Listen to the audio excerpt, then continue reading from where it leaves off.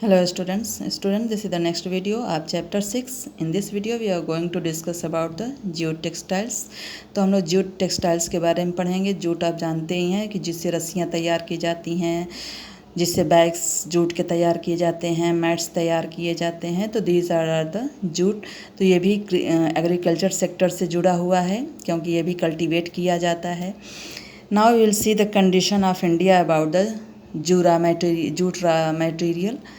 तो India is the largest producer of raw jute. तो भारत सबसे ज़्यादा प्रोड्यूस करता है जूट। और एक्सपोर्ट की अगर बात की जाए तो भारत जो इंडिया है वह सेकंड प्लेस पर आता है because Bangladesh is the first exporter.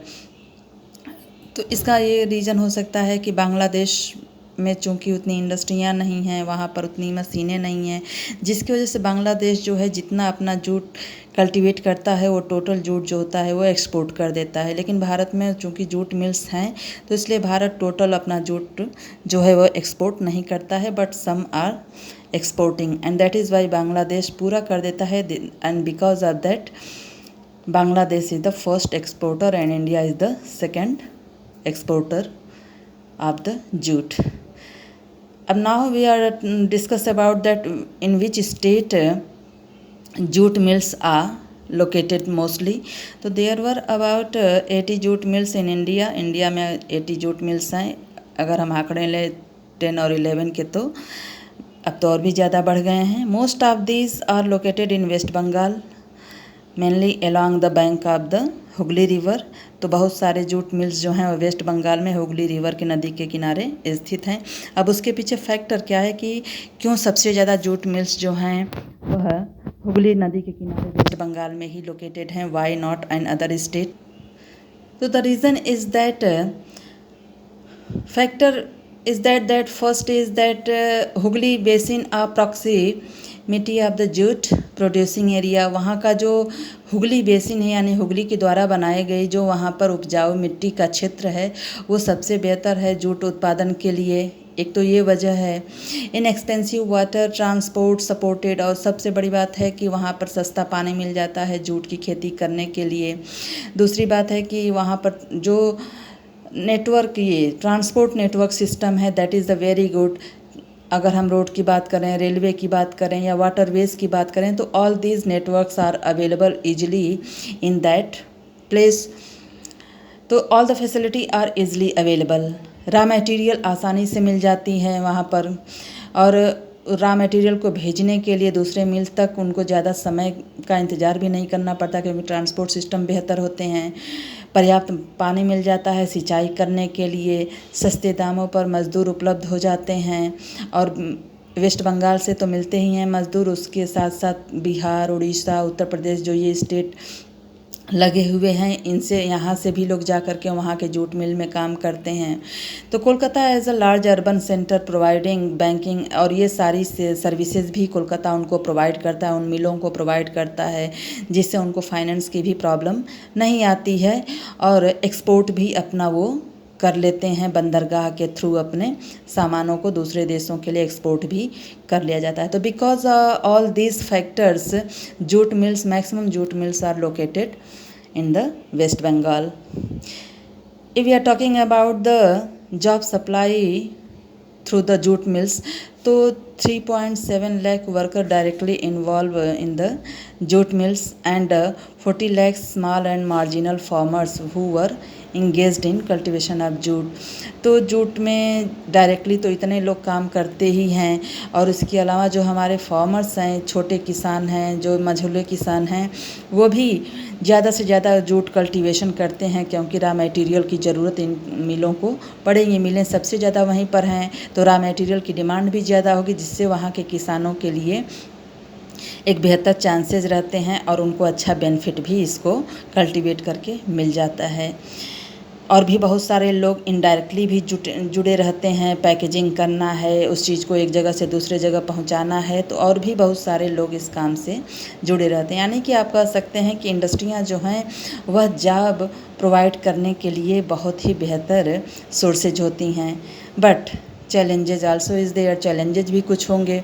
तो चैलेंजेज ये हैं कि challenges face by the industry include stiff competition. तो वही है, इंटरनेशनल मार्केट को compete करना पड़ा इंटरनेशनल मार्केट में। जो सिंथेटिक फाइबर, जो आर्टिफिशियल सिंथेटिक फाइबर आ गए हैं, वो जूट का सब्स्टिट्यूशन बनते जा रहे हैं, चूँकि वो ड्यूरेबल भी होते हैं, डिमांडेबल भी होते हैं, सस्ते भी होते हैं।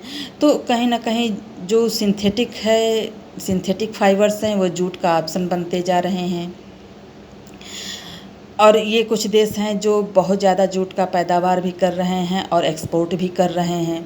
तो however the internal demand has been on the increase. तो कहीं भारत सरकार को भी ये चिंता है कि हमारे यहाँ जूट का प्रोडक्शन इतना ज़्यादा है, तो अगर बाहर अपने आप को अनसेफ महसूस कर रहा है, इसका प्रोडक्शन या इंडस्ट्रियाँ अपने आप को अनसेफ महसूस कर रही हैं, तो भारत में ही इसकी डिमांड इतनी ज़्यादा की जाए कि वह प्रोडक्शन का काम और भी ज़्यादा होता रहे, उसमें कमी न आने पाए। The government has brought the policy that for the packaging only jute will be use. तो पैकेजिंग करने के लिए सिर्फ जूट का ही इस्तेमाल किया जाएगा।